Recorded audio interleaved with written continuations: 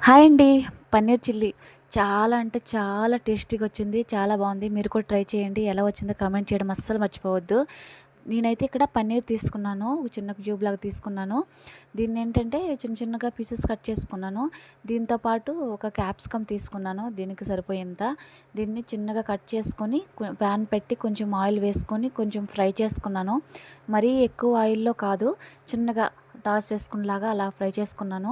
అడుగు అంటుకోకుండా ఇలా టాస్ చేసుకుంటూ ఉండాలి. నెక్స్ట్ క్యాప్సికమ్, ఆనియన్ కొంచెం పెద్ద పీసుల్లా కట్ చేసుకున్నాను.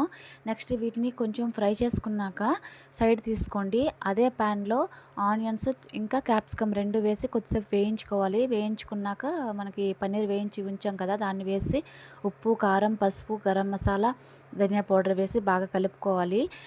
ఇది ఫ్రై చేస్తాం కాబట్టి ఎక్కువ ఉడకాల్సిన పని కూడా లేదు. నెక్స్ట్ దీనిలో నేను టొమాటో సాస్ ఏసాను.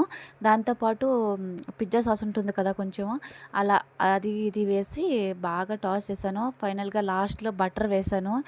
టేస్ట్ అయితే నెక్స్ట్ లెవెల్. ఒకసారి మీరు కూడా ట్రై చేసి తప్పకుండా కమెంట్ చేయండి. ఈ వీడియో నచ్చితే ప్లీజ్ లైక్ చేసి సబ్స్క్రైబ్ చేసుకోవడం అస్సలు మర్చిపోవద్దు. మెయిన్‌గా అయితే మా పాపకి అసలు పన్నీర్ ఇష్టం ఉండదు. కానీ ఇది చేసిన తర్వాత చాలా తిన్నది.